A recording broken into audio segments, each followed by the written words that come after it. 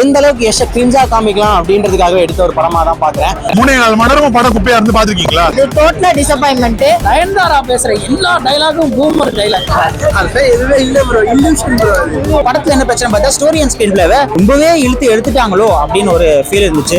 ஏதோ சொல்றேன், இது வந்து இதோட போன வாரம் நல்ல படங்கள் நிறைய வந்திருக்கு. அந்த படத்தை போய் பாருங்க. இந்த வாரம் வர படங்கள் வரப்போகுது, அதை போய் பார்க்கலாம். இவ்வளவுதான் வேஸ்ட். நயன்தாரா பேசிக்கிட்டே இருக்கிறா, காதுகிட்ட பேசிக்கிட்டே இருக்கிறாங்க. படம் ஒர்க் அவுட் ஆகல அப்படின்ற சொல்ற ஆடியன்ஸ் தான் கொஞ்சம் அதிகமா இருக்காங்க. ஏன்னா நம்ம யஷோட டோனும் பேட்டர்னும் வந்து முன்னாடி படத்துல வந்து பார்த்தோம், சரி அதுக்கேற்ற மாதிரி தான் படம் இருக்கும்னு நினைச்சிருக்கோம். பட் இந்த பேட்டர்னே ரொம்ப டிஃப்ரெண்டா இருக்கு. யஷை எப்படிலாம் வந்து மாசா அந்த ஃபர்ஸ்ட் 2 அந்த பார்ட் 1 பார்ட் 2ல காமிச்சிருந்தாலும் எந்த அளவுக்கு யஷை கிரிஞ்சா காமிக்கலாம் அப்படின்றதுக்காக எடுத்த ஒரு படமா தான் பாக்குறேன். ஏன்னா செகண்ட் ஹாஃப்ல வந்து அவரோட மேக்கப்லாம் சரியா ஒட்டாது. இந்த கோட்டு படத்துல விஜய் வருவார்ல, அந்த மாதிரி அந்த ஒரு சைக்கோ விஜய் மாதிரி கொண்டு வராங்க. ஒரு கட்டத்துக்கு மேல ஆடியன்ஸ் என்ன சொல்லிட்டாங்க, படம் ஒர்க் அவுட் ஆகல அப்படின்னு உள்ள எல்லாருமே பேச ஆரம்பிச்சிட்டாங்க. FDFS தானே, என்னன்னா படத்துக்காக நம்ம புக் பண்ணிட்டு வந்தோம். அப்ப கமெண்ட் எல்லாம் எப்படி பாஸ் பண்ண ஆரம்பிச்சிட்டாங்க அப்படின்னா, படமா முக்கியம், வசனமா முக்கியம், படத்தை பாடுறா அப்படின்ற மாதிரி கொண்டு வராங்க. அது படமே நல்லா இல்ல. எது நல்லா இல்லன்னு கேட்டீங்கன்னா படமே நல்லா இல்ல. இந்த மாதிரி படம் எடுத்ததே தப்பு. இந்த மாதிரி படத்தை எடுக்காதீங்க தயவு செய்து. எங்களோட நேரத்தை விரயமாக்காதீங்க, வேஸ்ட்டுங்க. இந்த மாதிரி படம் வந்து பார்த்ததே நான் வந்து வைக்கப்படுறேன் சீரியஸா. இப்படி ஒரு படம் பார்த்துருக்கேமே அப்படின்னு சொல்லி. பணம் வேஸ்ட் ஆனதோ இல்ல டைம் வேஸ்ட் ஆனது மட்டும் இல்ல, இந்த மாதிரி படம் பார்த்ததே நான் வேஸ்ட்னு நினைக்கிறேன். ரொம்ப பெரிய எக்ஸ்பெக்டேஷன் வச்சுட்டேன். மார்ச் ரிலீஸ் ஆகுன்னு பார்த்து மறுபடியும் ஆகஸ்ட் தள்ளி போகும்போது அதே மாதிரி மேக்கிங் பார்க்கும்போது ஒரு மேக்கிங் சூப்பரா இருக்கு. அப்போ இன்னும் நமக்கு பயங்கரமா இருக்கும் அப்படின்னு எதிர்பார்க்கும்போது படத்தோட ஸ்டோரி வேற மாதிரி இருக்கு. அது நமக்கு சமப்படாத ஃபீல் ஆகுது. படம் நல்லாவே இல்லை. டாக்ஸிக்னு பேர் வச்சதுக்கு இவங்க பேசாம டார்ச்சர்னு பேர் வச்சிருக்கலாம். 3 மணி நேரம் 15 நிமிஷம் எதுக்கு இவ்வளவு லென்த்னு தெரியல. படத்துல ஸ்டோரி இல்ல, ஸ்கிரீன் பிளே இல்ல, ஸ்கிரீன் பிரசன்ஸ் இல்ல, விஷுவல் நல்லா இருக்கு, யஷோட தனிப்பட்ட பெர்ஃபார்மன்ஸ் நல்லா இருக்கு. மற்றபடி படத்துல எதுவுமே இல்லை. பேக்ரவுண்ட் மியூசிக் சரி கிடையாது, எடிட்டிங் சரி கிடையாது, எதுவுமே இல்லை படத்துல. படம் ஃபுல்லா லேக்ல தான் படத்தை எடுத்து வச்சிருக்காங்க. படம் வந்து ஒரு சொசைட்டிக்கான ஒரு டாக்ஸிக்கா இருக்கு அப்படின்னு தான் சொல்லணும். ஏன்னா வந்து 3.25 மணி நேரம் படம், இதுல அப்படி என்னதான் காமிச்சிருக்காங்க அப்படின்னு பார்த்தா ட்ரைலர்லயே நமக்கு தெரியும் இது வன்முறை நிறைஞ்ச படம், செக்ஷுவாலிட்டி நிறைஞ்ச படம் அப்படின்னு தெரியும். அதனால வந்து ஜென்சி கிட்ஸை டார்கெட் பண்ணி தான் எடுத்திருக்காங்க.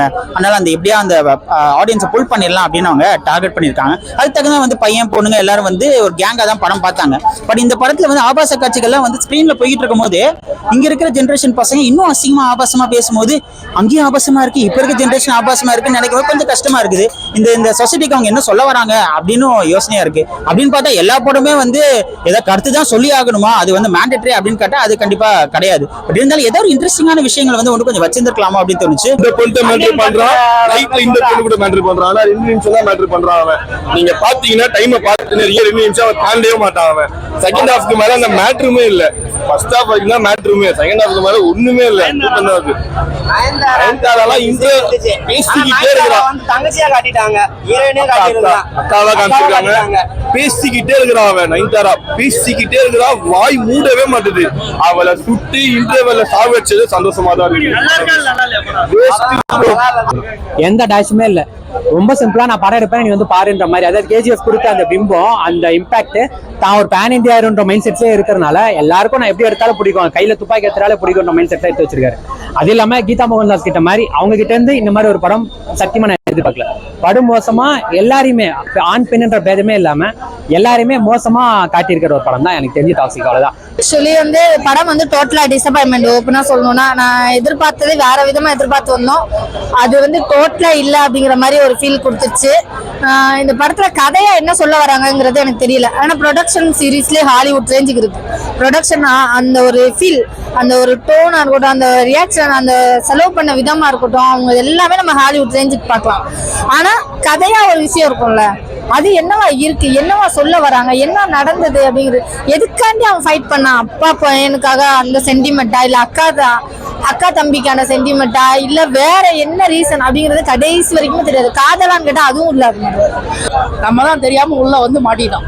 யாஷோட படம் எப்பயுமே KGF பார்த்துட்டு நம்ம அடுத்து பெரிய ஆக்டர் பயங்கரமான எக்ஸ்பெக்டேஷன்ல இருப்போம்ல, அப்படிதான் நானும் காலையில் 8 மணிக்கு உள்ள வந்தேன்.